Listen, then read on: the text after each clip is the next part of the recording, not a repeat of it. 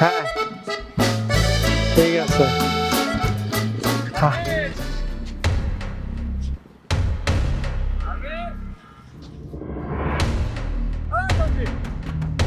Break কাটারে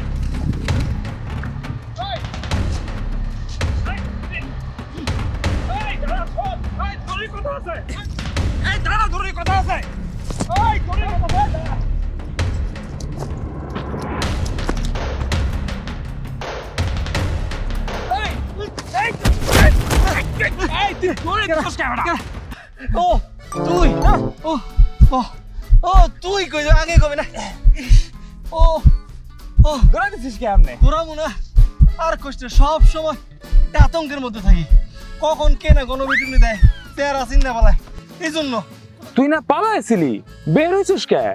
আরে আর কতক্ষণ লুকাই থাকা যায় বল, সব বিদেশেও যাইতে পারতাছি না, দইরা ফেলাইতেছে। তুই এখন কি করবি ভাবতেছিস?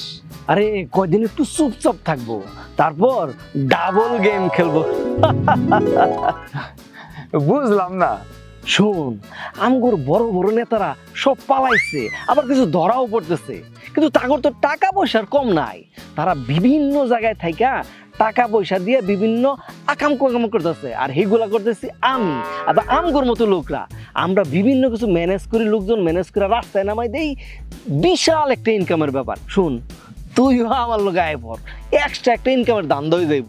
পালাই থেকে কাজ দিচ্ছে, কি কাজ? আরে তোর দিকে বুদ্ধি শুদ্ধি কিছু হইলো না।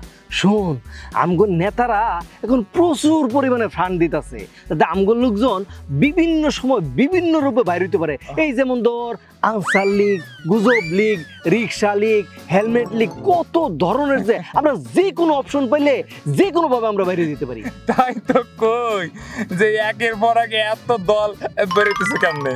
শোন, এই ব্যবসা হইলো এখন জমজমাট, তার উপর এখন দল বদলাই একটা পাওয়ারফুল দলে যোগ দেওয়ার ধান্দা করতেছি।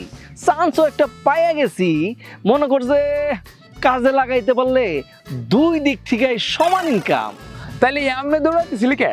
আরে আতঙ্ক তো এখনো কাটে নাই। এই যে কয়দিন যে দৌড়ানি খাইছি, ওইটা তো এখনো ভুলতে পারতাছি না, এজন্য তোর দিকে দৌড়াইতেছিলাম। তোর লজ্জা করে না এমনি দুমুখো সাপের মতো আচরণ করতে?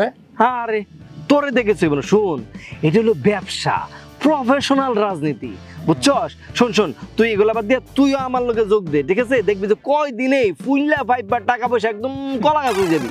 বুঝছি, তুমি এখন তোমার ওই দৌড়ের পাটা খুঁজতেছো। হ্যাঁ? তোর লগে আসলে কথা বলাই বিপদ। যাই আমি, আবার কেনা কে আমার খোঁজা শুরু করে দিচ্ছে। থাক তুই। এই শোন, এই শোন, এই শোন।